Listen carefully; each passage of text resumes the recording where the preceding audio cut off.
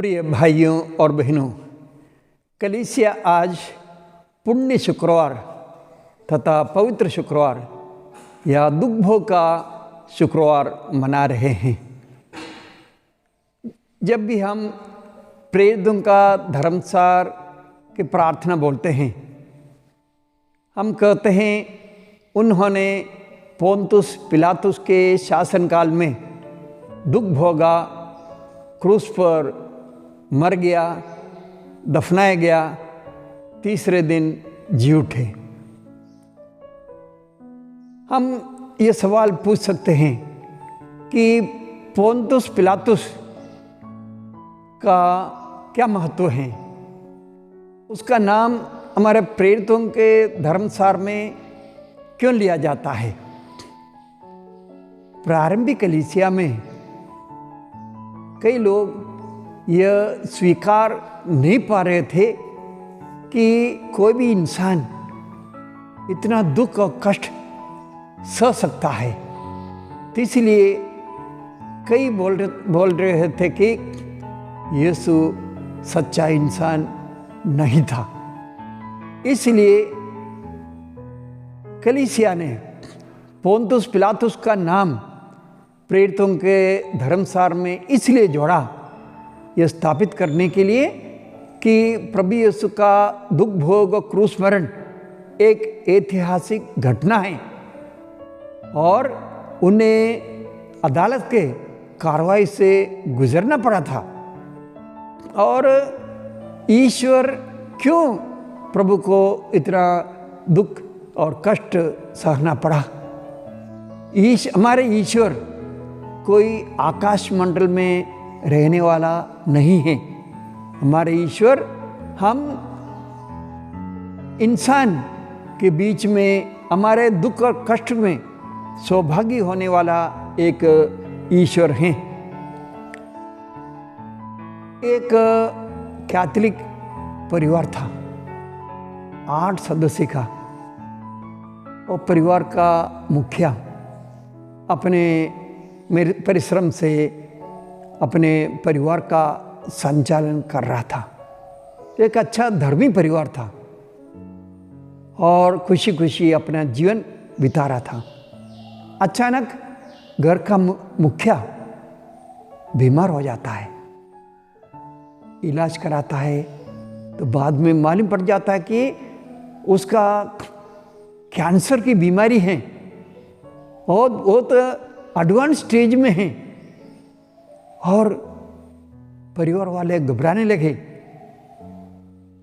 कौन हमारा इस घर के मुखिया का इलाज कराएंगे, इतना खर्चा कहाँ से लाएंगे, परिवार का देख रेख कौन करेगा, ईश्वर हमारे साथ ऐसा क्यों कर रहा है, हमें इतना दुख का कष्ट हमें क्यों दे रहा है।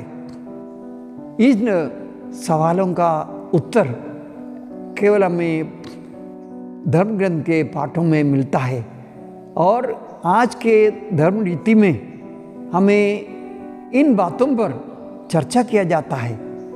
आज के पूजन पद्धति के दूसरे पाठ में इब्रानियों के नाम पत्र में हम पढ़ते हैं, यीशु के करते हैं कि यीशु ने इस पृथ्वी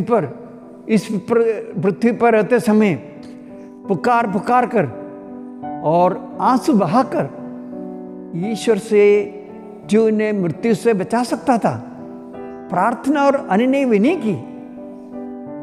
ईश्वर के पुत्र होने पर भी उन्होंने दुख सहकर आज्ञा पालन सीख लिया और उन सबों को के लिए मुक्ति का स्रोत बन गया जो उनकी आज्ञाओं का पालन करते हैं। और आज के पहले पाठ में ईसायास नबी के ग्रंथ से हम पढ़ते हैं कि उसकी आकृति इतनी विरूपित की गई थी कि वह मनुष्य नहीं जान पड़ता था। लोग देखकर दंग रह जाते थे। उसी की ओर बहुत से राष्ट्र आश्चर्यचकित होकर देखते रहेंगे। ईश्वर ऐसा सब क्यों होने देता है? हम संत यूहन्ना के सुसमाचार से हम पढ़ते हैं,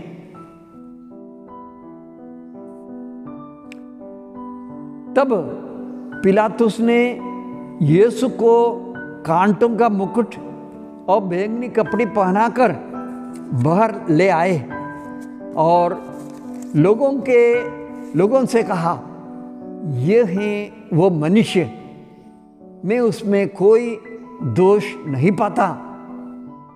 महायाजक और प्यादे चिल्ला उठे, इससे क्रूस दिया जाए, इससे क्रूस दिया जाए। ईश्वर हमारे जीवन में, ईश्वर होने पर भी उनके जीवन में ऐसा क्यों होने दे रहा है?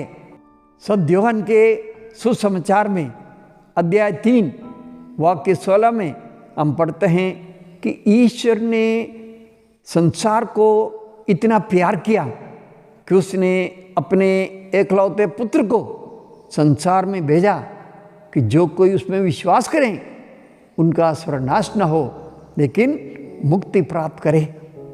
और फिलिपियों के नाम पत्र में कि अध्याय 2 वाक्य 6 में हम पढ़ते हैं, वो ईश्वर था, ईश्वर के बराबर रहने का उसका पूरा अधिकार था, फिर भी दास का रूप धारण कर मनुष्य बने और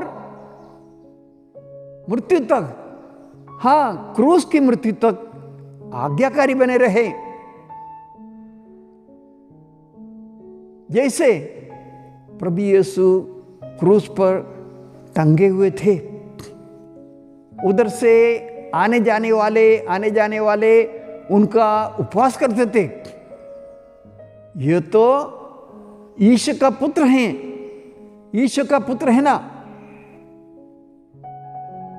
अपने आप को क्रूस पर से नीचे उतारो, स्थापित करो कि वो ईश्वर का पुत्र हैं, और हम उनमें विश्वास करेंगे। इन्होंने तो बहुतों को बचाया, अभी अपने आप को बचाकर सबूत दे। यदि समझ लो ईश्वर प्रभु यीशु उनकी बात स्वीकार करते और क्रूस पर से नीचे उतराते, उनको स्थापित, उनके लिए स्थापित करने के लिए, तब दूसरे क्या बोलते हैं? यह एक सीमा तक ही दुख कष्ट सह सके, उससे आगे नहीं। इसीलिए उसका कष्ट पीड़ाएं सहने का कार्य पूरा नहीं होता। लेकिन उसके विपरीत हम क्या पढ़ते हैं सुसमाचार में? एक सैनिक ने उनके बगल में भाला मारा और उस बगल से रक्त और जल बह निकला। तो प्रभु यीशु अपने लहू के अंतिम बिंदु तक हमारे लिए बहा लिया और वही अपना प्रेम का, मानव जाति के प्रति प्रेम का सर्वश्रेष्ठ उदाहरण, अपना क्रूस पर मरण। यदि हम ईश्वर को तिरस्कार करें तो भी वे हमें कभी तिरस्कार नहीं करेंगे। संत पेतरुस के जीवन में हम देखते हैं, पेतरुस ने यीशु को 3 बार अस्वीकार किया, लेकिन उन्होंने पश्चाताप किया और फुट फुट कर रोया। बाद में हम पढ़ते हैं कि प्रभु ने उसे कलीसिया का मुख्य बनाया, उस पर पूरा विश्वास प्रकट किया। ईश्वर ने, प्रभु यीशु ने यूदस को भी तिरस्कार नहीं किया, लेकिन यूदस प्रभु के करुणा में विश्वास नहीं किया। क्रूस पर अपने प्राण पीड़ा, एक बार कलवारी पर्वत पर हुई, ऐसी बात नहीं है। कलवारी पर प्रभु का क्रूस मरण बार बार होता रहता है।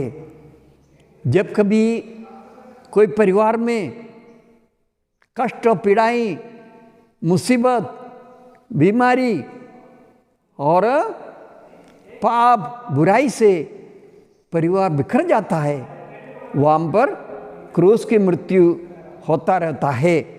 और प्रभु ने कहा, जो मेरा अनुसरण करना चाहे वो अपना क्रूस उठाकर मेरे पीछे हो ले। इस प्रकार प्रभु यीशु अपने क्रूस उठाने का कार्य अभी भी जारी रखता है।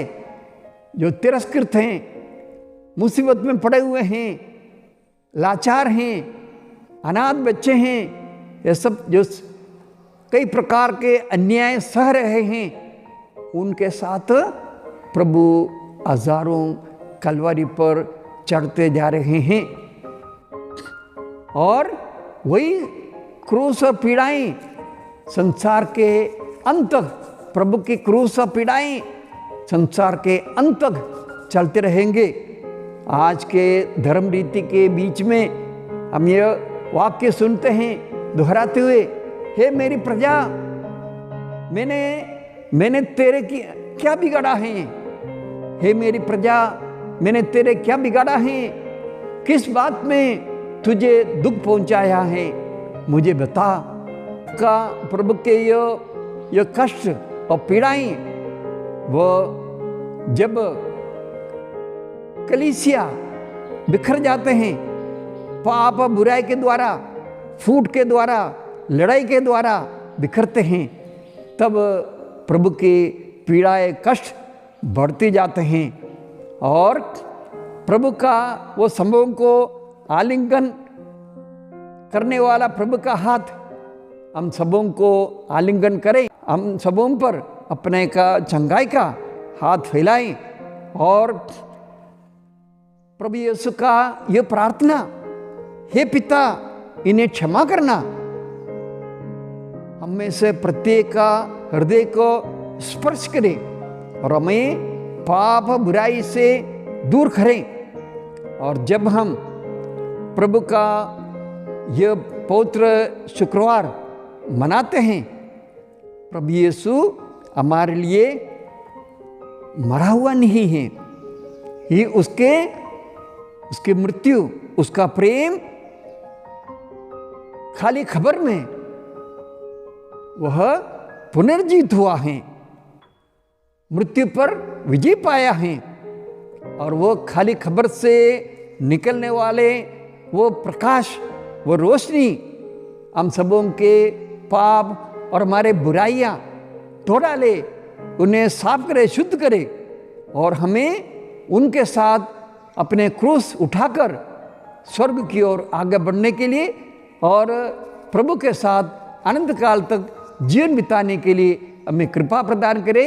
और इस प्रकार ये पवित्र शुक्रवार हम सबों के लिए मुक्ति का अवसर बन जाए, यही है हम में से प्रत्येक के लिए आज की हमारी प्रार्थनाएं, शुभकामनाएं।